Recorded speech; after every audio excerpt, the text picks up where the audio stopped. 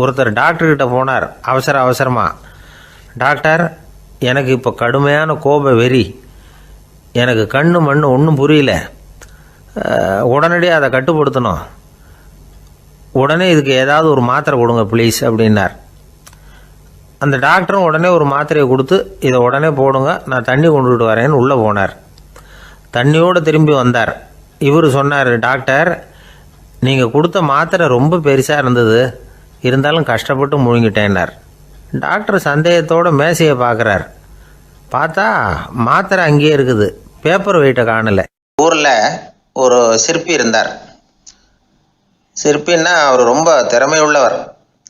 அதாவது எங்கேயாவது ஒரு கல் கிடந்தா போதும், அதை அப்படியே எடுத்துகிட்டு வருவார். கொஞ்ச நாள் கழித்து அவர் இடத்துக்கு போய் பார்த்தா அழகாக ஒரு சிற்பம் உட்காந்துருக்கும். இந்த கல்லாக கிடந்தது சிற்பமாக மாறி இருக்கும். அந்த அளவுக்கு பண்ணிவிடுவார் அப்பேற்பட்ட சிற்பி.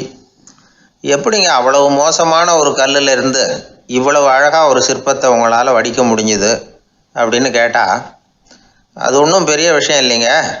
இந்த சிற்பம் ஏற்கனவே அந்த கல்லுக்குள்ளே இருந்தது, இதை சுற்றி இருக்கிற வேண்டாத பகுதிகளெல்லாம் உளியால் கொத்தி எடுத்துவிட்டேன், அவ்வளவுதான் என் வேலை, உடனே உள்ளே இருந்த இது வெளியில் வந்துட்டுது அப்படிம்பார். அந்த அளவுக்கு திறமைசாலி. ஒரு சின்ன பாறை இல்லைன்னா கருங்கல்ல பார்த்துட்டாருன்னா போகிறோம், விடமாட்டார். அந்த கல்லோட அமைப்பை கவனித்து பார்த்துட்டு இதுக்குள்ளே ஒரு வீரன் ஒளிஞ்சிருக்காம்பார். அவர் கண்ணுக்கு அதுக்கு தெரியும். இந்த கல்லுக்குள்ளே ஒரு துறவி உட்காந்துருக்காரும்பார். நமக்கெல்லாம் வெறும் கல்லாக தான் தெரியும். இந்த கல்லுக்குள்ளே ஒரு நடன மங்கை நடனம் ஆடிக்கிட்டு இருக்கா அப்படிம்பார். உடனே அந்த கல்லை கொண்டுகிட்டு வருவார். அவர் சொன்னது மாதிரியே உள்ளே இருக்கிற அவங்களையெல்லாம் வெளியில் கொண்டுகிட்டு வந்துடுவார். அதாவது வேண்டாத பகுதிகளெல்லாம் கொத்தி எடுத்துருவார். அவர் மொழியில் சொல்லப்போனால், இந்த சிற்பிக்கு ரொம்ப நாளாக மனசுக்குள்ளே ஒரு ஆசை. அதாவது உண்மை, தூய்மை, இதுக்கு உதாரணமாக இருக்கக்கூடிய புத்தர் சிலையை வடிக்கணும் அப்படிங்கிறது அவரோட ஆசை. ஆனால் அந்த ஆசை நிறைவேறாமலே இருந்துக்கிட்டு வந்தது. அதுக்கு என்ன காரணம்னா, அதுக்கு தகுந்த மாதிரி ஒரு கல் கிடைக்கல. கல் கிடைச்சா அதை செஞ்சுருவார். ரொம்ப காலமாக அங்கே இங்கே தேடி அலைஞ்சார், இந்த புத்தர் சிலை வடிக்கிறதுக்கு பொருத்தமாக ஒரு கல் கிடைக்குமா அப்படின்னு சொல்லி. கண்ணில் படுற கல்லையெல்லாம் உத்து உத்து பார்ப்பார். உள்ளே புத்தர் இருக்காரான்னு கவனிப்பார். இருக்கிற மாதிரி எதுவும் தெரியல அவர் கண்ணுக்கு. சரி, இதுக்கு என்ன செய்யலாம்னு யோசனை பண்ணார். நேராக ஒரு புத்த மடாலயத்துக்கு போனார். அங்கே இருக்கிற ஒரு புத்த துறவியை சந்தித்தார். அவர்கிட்ட விசாரித்தார், சுவாமி, புத்தரின் தூய்மை ஒளிஞ்சிருக்கிற அந்த கல் எங்கே கிடைக்கும் அப்படின்னார். அந்த கல் இருக்கிற இடம் எதுன்னு இன்னமும் உங்களுக்கு தெரியலையா அப்படின்னு கேட்டார் துறவி. இல்லைங்க, அதுக்காக தான் அலைஞ்சிக்கிட்டு இருக்கிறேன் அப்படின்னார் இவர். சரி, கவலைப்படாதீங்க, ஏன் கூட வாங்க காட்டுறேன் அப்படின்னு அழைச்சிட்டு போனார். எங்கே போனார்னா, அந்த மடாலயத்தின் பின்பக்கம் போனாங்க. 2 பேரும் போனாங்க. அங்கே போய் பார்த்தா அங்கே ஒரு கிணறு இருந்தது. என்ன அது, நாம் கேட்டது கல், இவர் அழைச்சிட்டு வந்து காட்டுறது கிணறு அப்படின்னு இவருக்கு சந்தேகம். ஒரு மாதிரியாக பார்த்தார். அவர் சொன்னார், துறவி, எட்டி பாருங்க உள்ள அப்படின்னாரு. கிணறுக்குள்ளே என்ன இருக்கும்னு இவருக்கு தெரியாதா, இருந்தாலும் அவர் சொல்கிறாரு அப்படின்னு சொல்லி எட்டி பார்த்தார். பார்த்தா அதில் தண்ணி இருந்தது. அந்த தண்ணியில் தன்னோட உருவம் தெரிஞ்சுது. இப்போ அந்த புத்த ஞானி சொன்னார், துறவியாரே, புத்தரை நாம் தான் ஒழிச்சு வச்சிருக்கிறோம், நமக்குள்ளே தான் அவர் மறைஞ்சிருக்கிறார். அவரை அடையாளம் தெரியாதபடி மூடி இருக்கிறது எது தெரியுமா? நம்மக்கிட்ட இருக்கிற கோபம், போலித்தனம், பதட்டம், ஆசை, இதெல்லாம் தான். அறிவு அப்படிங்கிற ஒளியால் அதையெல்லாம் செதுக்கி எடுத்துட்டோம்னா அந்த அழகான புத்தர் வெளியில் வந்துடுவார் அப்படின்னு சொன்னார் துறவி. அதனால் நமக்குள்ளே இருக்கிற நம்மளை நமக்கே அடையாளம் தெரியல அப்படிங்கிறது தான் உண்மை. அந்த உண்மையான மனிதன் உள்ளே இருக்கிறான். இவர் கல்லை பார்த்துட்டு உள்ளே யார் இருக்காங்கிறது அவருக்கு தெரிஞ்சுது சிற்பிக்கு. ஆனால் உண்மையான புத்தர் எங்கே இருக்காருங்கிறத அவரால் அடையாளம் கண்டுபிடிக்க முடியல. அப்படி தான் பல பேர் இன்றைக்கி இருந்துக்கிட்டு இருக்கிறோம். ஒரு அப்பா தன்னுடைய பிள்ளைக்கு புத்தி சொன்னார், அதோ பாருப்பா, மனசு தான் கல், அறிவு தான் உளி. உன்னுடைய மனசுங்கிற கல்லை அறிவுங்கிற ஒளியால் செதுக்கி அழகான மனிதனாக நீ வெளியில் வரணும்னார். அதுக்காக தான்ப்பா தேடிட்டு இருக்கேன்னா அவன். மனசுங்கிற கல்லை தேடிக்கிட்டு இருக்கிறியா அப்படின்னு கேட்டார். இல்லைப்பா, அறிவுங்கிற உளி எங்கே இருக்குன்னு தெரியல எனக்கு, அதை தான் தேடிக்கிட்டு இருக்கிறேன் அப்படின்னு நானா. அதனால் அறிவை தேடிக்கிட்டு இருக்கிறவன் என்னைக்கு உண்மையை கண்டுபிடிக்க போகிறான்? அதையே கண்டுபிடிக்க முடியலைங்கும் பொழுது, அதனால் நாம் யார் அப்படிங்கிறது நமக்கு அடையாளம் தெரியணும். அந்த அடையாளம் தெரிஞ்சுட்டா வாழ்க்கையில் வெற்றி நிச்சயம். விவசாயிகள் அவங்க விவசாயம் முன்னேறி இருக்கிற அளவுக்கு விவசாயிகளுடைய வாழ்க்கை தரம் முன்னேறலை. அந்த அளவுக்கு அவர்கள் நாட்டுக்காக உழைச்சிக்கிட்டு இருக்கிறாங்க.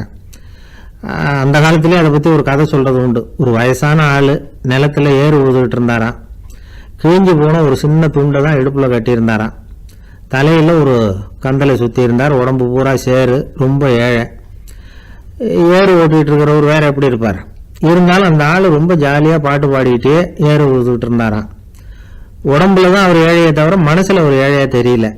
அந்த சமயத்தில் அந்த நாட்டு ராஜா அந்த பக்கமாக குதிரை மேலே வந்தாராம். வேட்டைக்கு போயிட்டு பரிவாரங்களோடு திரும்பி வந்துகிட்டு இருக்கிறார்.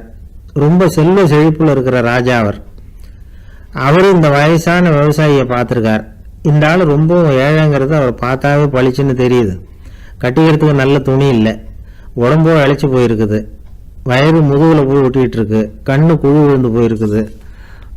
ஆனாலும் முகத்தை பார்த்தா சந்தோஷமாக இருக்கிற மாதிரி இருக்குது. இவ்வளவு உற்சாகமாக பாடிக்கிட்டு இருக்கிறாரே அப்படின்னு ஆச்சரியமாக நினச்சி பார்த்தார் அந்த ராஜா. சரி, அவர்கிட்ட கொஞ்சம் பேச்சு கொடுத்து பார்க்கலாம் அப்படின்னு முடிவு பண்ணார். ஐயா பெரியவரே, இப்படி கொஞ்சம் வர முடியுமான்னாராம். பொழுது போகிறதுக்குள்ளே நான் இந்த வயல் பூரா உழவு ஓட்டி ஆகணும், அதனால் பேசுறதுக்கு நேரம் இல்லை அப்படின்னாராம் அந்த பெரியவர். என்ன அவ்வளவு அவசரமா? மீதி இருந்தால் நாளைக்கு ஊதுவப்படாதா? அது சரி, உனக்கு எத்தனை ஏக்கர் நிலம் இருக்குது அப்படின்னு விசாரிச்சிருக்கார் ராஜா. எனக்குன்னு சொந்தமாக உள்ளங்கை அளவு கூட நிலம் கிடையாது. இது எங்கள் முதலாளியோட நிலம். இதை பூராவும் ஊது முடிச்சாதான் அவர் கூலி கொடுப்பார். நான் கூலிக்கு ஊதுகிட்டு இருக்கிறேன். உங்ககிட்ட பேசிக்கிட்டு இருந்தா அவருக்கு துரோகம் பண்ணது மாதிரி ஆயிடும் அப்படின்னாராம். ராஜா குதிரையை விட்டு கீழே இறங்கினார். வரப்பில் நடந்து அந்த பெரியவர்கிட்டே போனாராம். சரி, ஒரு நாள் பூரா ஊதான் உனக்கு எவ்வளவு கூலின்னு கேட்டிருக்கார். 8 அணா கூலி கிடைக்கும்னாராம் அவர். இது ரொம்ப காலத்துக்கு முன்னாடி நடந்த ஒரு சம்பவங்கிறதுனால அப்போ 8 அணா கூலிங்கிறது ரொம்ப பெருசு. இருந்தாலும் அதுவும் அந்த ராஜாவுக்கு பெரிய கூலியா தெரியல. இவ்வளவு தானா, இதை வச்சுக்கிட்டு நீ எப்படி காலம் தள்ளுற அப்படின்னாராம். ஒன்றும் கவலை இல்லை அப்படின்னாராம் அவர். ராஜாவுக்கு ரொம்ப ஆச்சரியமாக போச்சு. 8 அணா கூலி வாங்குற இந்த ஆள் கவலை இல்லாமல் இருக்கிறார், ஏராளமான வசதியோடு இருக்கிறன்னா கவலை இல்லாமல் வாழ முடியலையே அப்படின்னு நினச்சி பார்த்துருக்கார். அது சரி, 8 அணாவில் எப்படி குடும்பம் நடத்துகிற அப்படின்னு கேட்டாராம். எனக்கு கிடைக்கிற 8 அணாவில் 2 அணா குடும்பத்துக்கு செலவழிக்கிறேன், 2 அணா பழைய கடனுக்கு கொடுக்குறேன், 2 அணா தர்மம் செய்கிறேன், 2 அணா வட்டிக்கு கொடுக்குறேன், ஒரு குறையும் இல்லைன்னாராம். ராஜாவுக்கு ஒன்றும் புரியல. எனக்கு ஒன்றும் புரியலேன்னு இருக்கார். ஐயா, எனக்கும் என் மனைவிக்கும் 2 அணா செலவாகுது. வயசான அம்மா அப்பா இருக்கிறாங்க, சின்ன வயசுல என்னை காப்பாற்றினவங்க அவங்க. அந்த கடனுக்கு 2 அணா செலவாகுது, அது பழைய கடன். என் தங்கச்சி ஒருத்தி ஆதரவு இல்லாத நிலைமையில தன்னுடைய மகனோட என் வீட்டில் இருக்கிறா. அவளுக்கும் அவள் மகனுக்கும் 2 அணா செலவு பண்றேன், அது தர்மம். எனக்கு 2 பிள்ளைங்க இருக்கிறாங்க, அவங்களுக்கு 2 அணா செலவு பண்றேன், அது வட்டிக்கு கொடுக்கறது மாதிரி. பிற்காலத்தில் அவங்க எங்களை காப்பாற்றுவாங்க. அந்த வகையில் நான் திருப்தியோடு வாழ்ந்துகிட்டு இருக்கிறேன் அப்படின்னாராம். ராஜாவுக்கு அர்த்தம் புரிய ஆரம்பிச்சுதான். அந்த பெரிய நிலத்தை விலை கொடுத்து வாங்கி அந்த பெரியவருக்கே தானமாக கொடுத்துட்டாராம். இப்போ ஊழவருக்கே நிலம் சொந்தமாயிட்டுது. அன்னையிலேருந்து அரசனுக்கும் ஆறுதல் கிடைச்சுதான். இப்படி ஒரு கதை சொல்லுவாங்க. 8 அணா வருமானத்தை வச்சுக்கிட்டு எப்படி காலத்தை தள்ளுறதுன்னு சொல்றதுக்காக இந்த கதையை சொல்றதாக யாரும் தப்பா நினைச்சுக்க கூடாது. கிடைக்கிறத எப்படி பங்கு போடுறார், எப்படி திருப்தியா வாழறார் அப்படிங்கிறது தான் முக்கியம். அது மாதிரி இன்றைக்கு இந்த பொங்கல் திருநாளில் உழவர்கள் மனசு மகிழ்ச்சியா இருந்ததுன்னா அது எல்லாரும் மகிழ்ச்சியா இருக்கிறது மாதிரி அர்த்தம். அதனால அவர்கள்ட்ட இருந்து நாம் பாடம் கற்றுக்கணும். சில உழவர்கள் தங்கள் நிலத்தில் விளையிறத தாங்கள் சாப்பிட மாட்டாங்க, அடுத்தவங்கள்ட்ட வித்துட்டு சந்தையில் போய் வேற அரிசி வாங்கிட்டு வந்து தான் இவங்க சாப்பிடுவாங்க. அப்படிப்பட்ட விவசாயிகள்லாம் இது உண்டு. பங்கிடுகிற பண்பை உழவர்கள்ட்ட இருந்து கற்றுக்கொள்ளுங்கள் அப்படிம்பாங்க. ஒரு ஆள் நிம்மதியா மகிழ்ச்சியா இருந்தானா உங்க நிம்மதிக்கும் மகிழ்ச்சிக்கும் என்ன காரணம்னு கேட்டிருக்காரு இன்னொருத்தர். என்கிட்ட இருந்தது பூராவையும் என் பிள்ளைங்களுக்கு சமமா பங்கு போட்டு கொடுத்துட்டேன், எனக்குன்னு எதுவுமே வச்சுக்கல, அதுதான் நிம்மதிக்கு காரணம்னு இருக்கான். உங்ககிட்ட இருந்தது எவ்வளவு இருந்தது அப்படின்னு கேட்டிருக்காரு அவரு. மொத்தமா ஒரு 50,000 ரூபாய் இருக்கும் அப்படின்னு இருக்கான். அவ்வளவும் பணமாவே இருந்ததா அப்படின்னு கேட்டிருக்காங்க அவங்க. இல்லைங்க, அவ்வளவும் கடன், அதை தான் பிரித்து கொடுத்துருக்கேன் பிள்ளைங்க கிட்ட அப்படின்னு நானும் அவன். ஒருத்தர் ரொம்ப கவலையோடு உட்காந்துருந்தார். எதை பற்றி சார் கவலைப்படுறீங்கன்னு கேட்டோம். எதிர்காலத்தை பற்றி கவலைப்படுறேன்னார். ஏன்னு கேட்டோம். என்ன பண்ணுறதுன்னே தெரியல சார், எதிர்காலம் ஒரே இருட்டாக இருக்குது, பாதையே புரியலன்னார். இன்றைக்கி நம்ம இளைஞர்கள் பல பேருக்கு எதிர்காலம் இருட்டாக தான் தெரியுது. அவங்கெல்லாம் இந்த கதையை கொஞ்சம் கேட்கணும். ஒரு மலை அடிவாரத்தில் ஒரு சின்ன கிராமம். அந்த மலை ரொம்ப உயரமானது. அடர்த்தியாக செடி கொடிகள் மரங்கள் அதில் மண்டி கிடக்குது. பகல் வேளையில் இருட்டாக தான் இருக்கும், அவ்வளோ அடர்த்தி. அந்த மலை உச்சியில் ஒரு கோவில். நாள் ராத்திரியே புறப்பட்டாதான் காலையில் அந்த கோயிலுக்கு போய் சேர முடியும். கிராமத்து இளைஞன் ஒருத்தன் அந்த மலை உச்சிக்கு போக வேண்டியிருந்தது. கையில் ஒரு விளக்கை எடுத்துக்கிட்டு நாள் ராத்திரியே புறப்பட்டான்.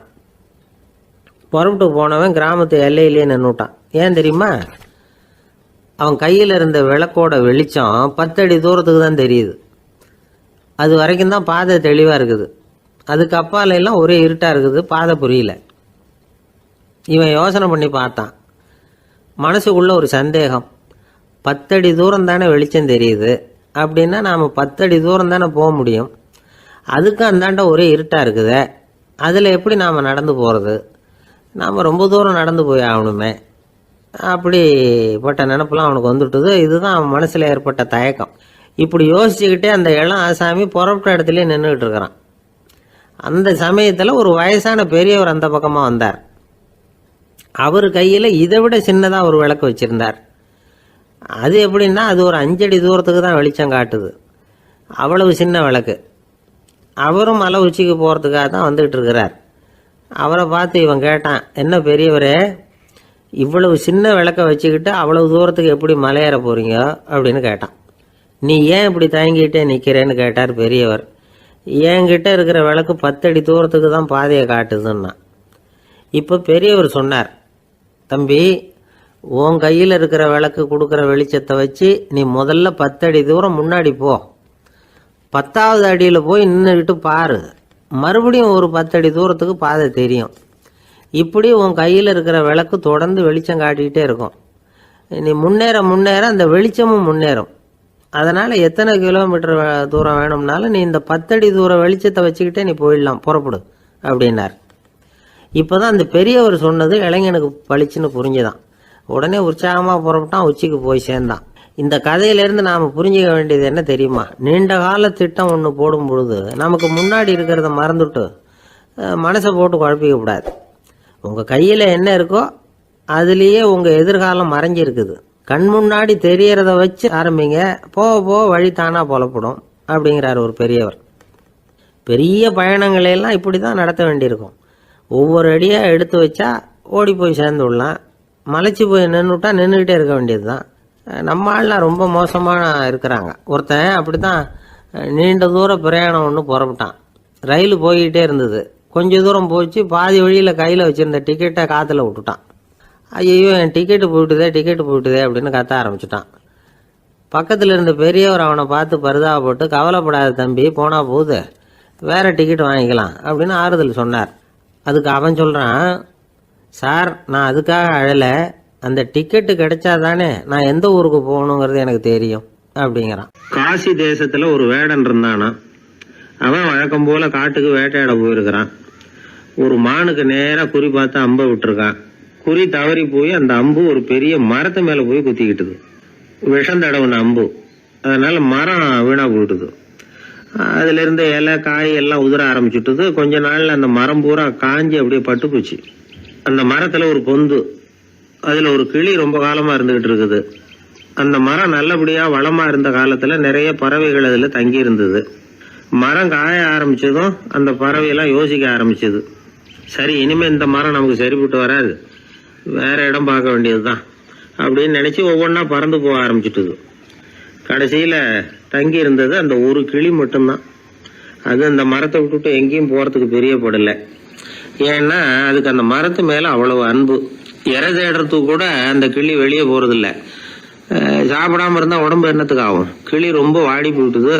சத்தம் போட்டு கத்த கூட அதால முடியல. அந்த கிளி இப்படி நடந்துக்கிறது தேவலோகத்துல இருந்த இந்திரனுக்கே ரொம்ப ஆச்சரியமா இருந்துதான். நேரில் போய் அந்த கிளியை பார்த்துட்டு வந்தா தேவையில்லைன்னு தோணுச்சு அவனுக்கு.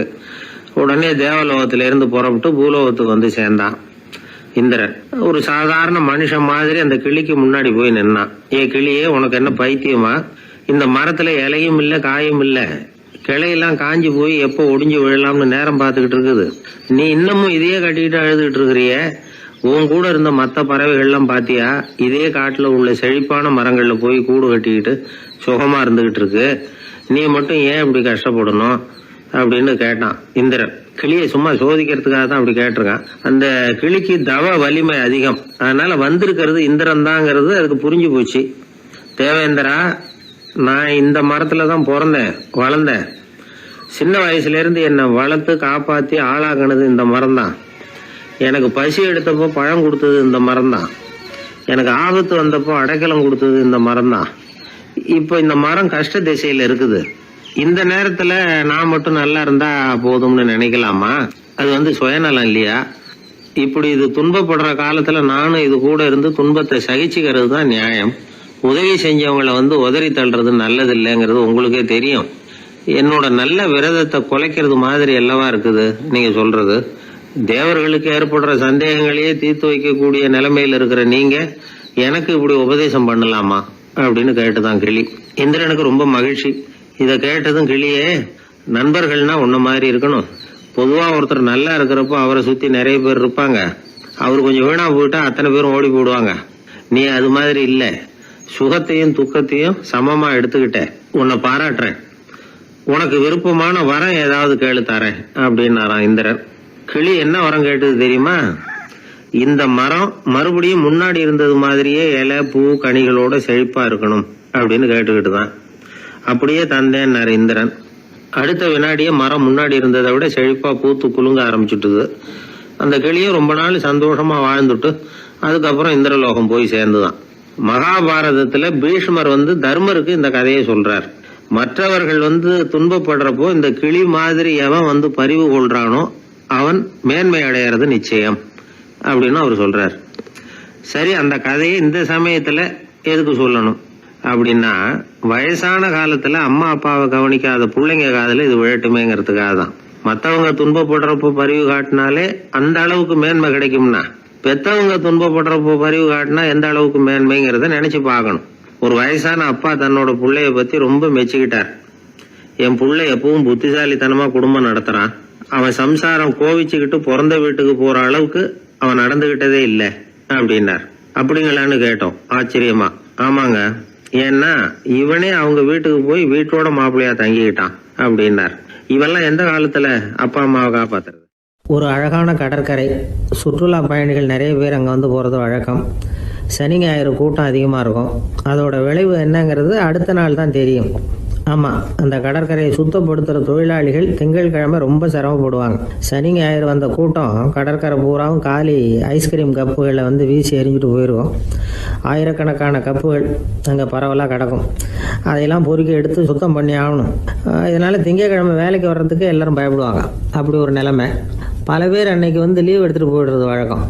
நமக்கு எதுக்கு இன்றைக்கி தொந்தரவுன்னு. இது ஒரு பெரிய பிரச்சனையாக இருந்தது. இதுக்கு என்ன பண்ணலாம் அப்படின்னு யோசனை பண்ணாங்க. ஒரு ஆலோசனை கூட்டத்துக்கு ஏற்பாடு பண்ணாங்களாம். அந்த நகர நிர்வாக அலுவலர்கள், பணியாளர்கள் எல்லாரும் அதில் கலந்துக்கிட்டாங்க. கூட்டம் ஆரம்பமாச்சு. ஆரம்பத்தில் சொன்னாங்க, இந்த பிரச்சனைக்கு ஒரு தீர்வு வேணும், என்ன பண்ணலாம், அதை முடிவு செய்கிறதுக்கு தான் இந்த கூட்டம். இதில் நீங்கள் செய்ய வேண்டியது என்னென்னா, உங்களுக்கு தோன்றுகிற யோசனை எதுவாக இருந்தாலும் சொல்லுங்கள். கொஞ்சம் கூட தயக்கம் வேண்டாம்.